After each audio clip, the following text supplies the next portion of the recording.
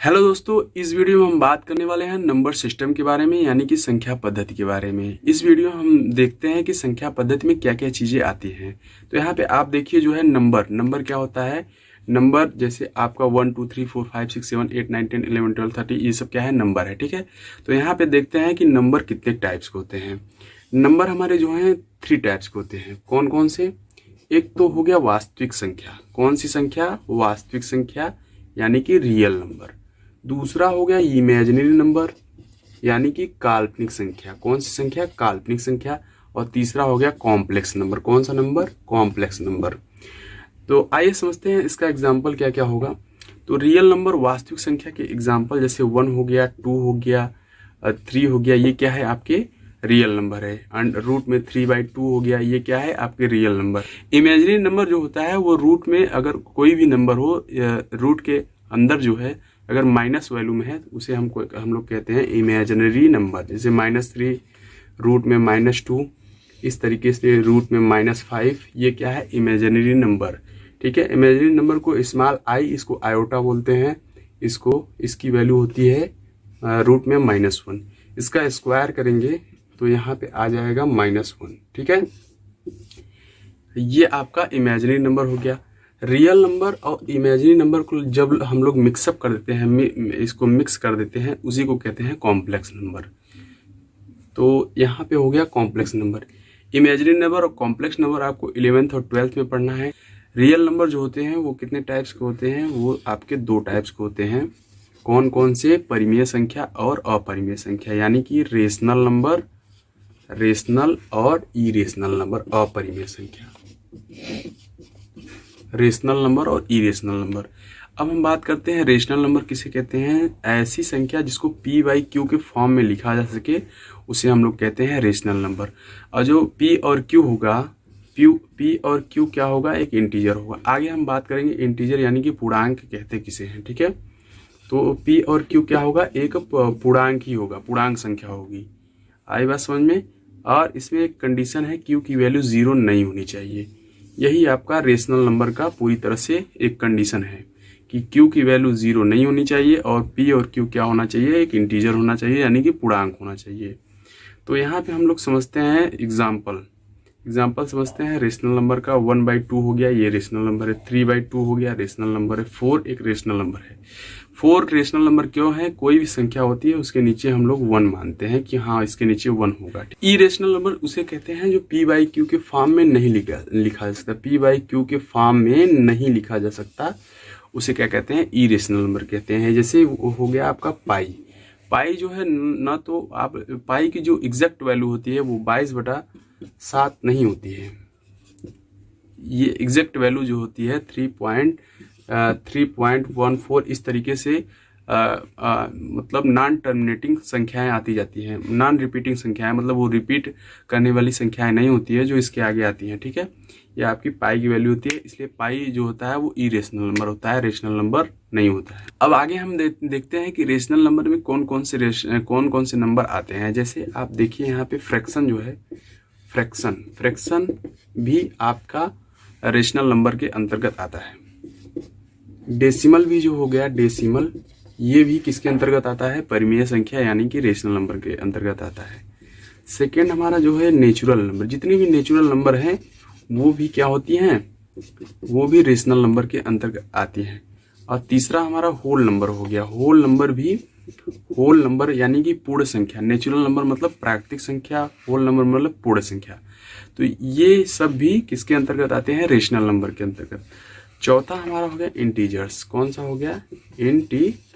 Integers number यानी कि पूर्णांक संख्या भी रेशनल नंबर के अंतर्गत आते हैं। ठीक है, अब एक एक को हम लोग अब आगे डिटेल में समझते हैं कि आपका नेचुरल नंबर किसे कहते हैं, होल नंबर किसे कहते हैं, इंटीजर किसे कहते हैं। तो यहाँ पे हम लोग देखते हैं कि नेचुरल नंबर कहते किसे हैं।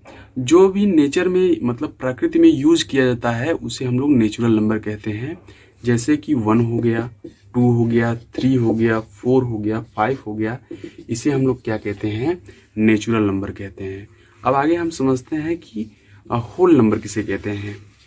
होल नंबर को पूर्ण संख्या कहते हैं। पूर्ण संख्या अगर नेचुरल नंबर में 0 को भी शामिल कर लिया जाए तो वो क्या हो जाएगा, होल नंबर हो जाएगा। 0 क्या है, एक मानव निर्मित संख्या है, मानव निर्मित संख्या है जिसको अपने भारत के ही गणितज्ञ आर्यभट्ट ने इसको खोजा था।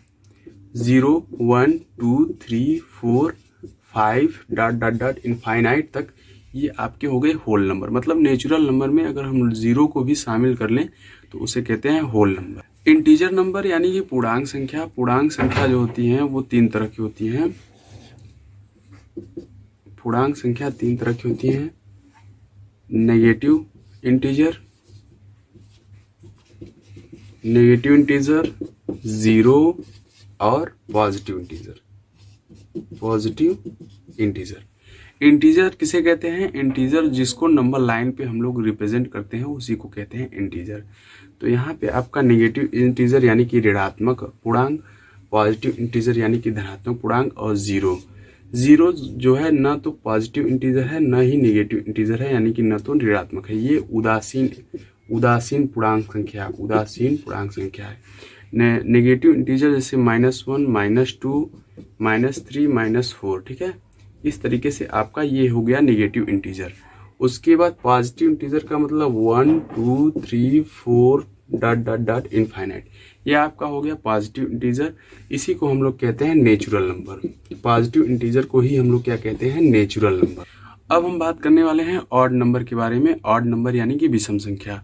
ऐसी संख्या जो 2 से डिवाइड ना हो उसे विषम संख्या कहते हैं, और वो किसी भी संख्या से डिवाइड हो उससे हमको नहीं मतलब है। हमको इतना ही देखना है कि अगर कोई भी संख्या 2 से डिवाइड, पूरी तरह से डिवाइड नहीं हो रही है तो उसे हम क्या कहेंगे, ऑड नंबर यानी कि विषम संख्या कहेंगे।